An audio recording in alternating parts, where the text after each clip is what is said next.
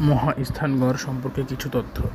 বাংলাদেশের সর্বপ্রাচীন ও সর্ববৃহৎ নগরের নাম পুন্ড্রনগর। পুন্ড্রনগর যে জেলায় অবস্থিত সেটা হচ্ছে বগুড়া।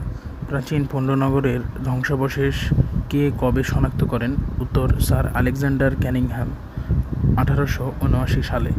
প্রাচীন পুন্ড্রনগর জনপদটির বর্তমান নাম মহাস্থানগড়। মহাস্থানগড় কোন নদীর তীরে অবস্থিত? উত্তর, করতোয়া নদীর তীরে মহাস্থানগড় অবস্থিত। মহাস্থানগড় কী জন্য বিখ্যাত? বাংলাদেশের প্রাচীন নগর পুন্ড্রবর্ধনের ধ্বংসাবশেষ এবং মৌর্য ও গুপ্ত বংশের পুরাকীর্তির জন্য বিখ্যাত। বিখ্যাত সাধক শাহ সুলতান বলখির মাজার কোথায় অবস্থিত? মহাস্থানগড়ে অবস্থিত।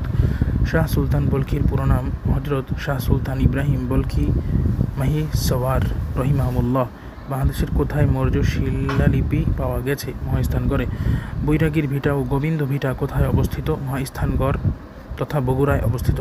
পুন্ড্রনগর পরিদর্শনকারী উল্লেখযোগ্য পর্যটক ও পণ্ডিত ব্যক্তি কে কে?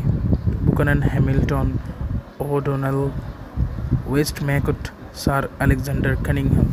মহাস্থানগড়ে প্রথম কার তত্ত্বাবধানে উৎখনন পরিচালিত হয়? উত্তর, কে এন দীক্ষিত ইন্ডিয়ান। এটা হচ্ছে 1928 থেকে 1929 সাল নাগাদ। ধন্যবাদ সবাইকে।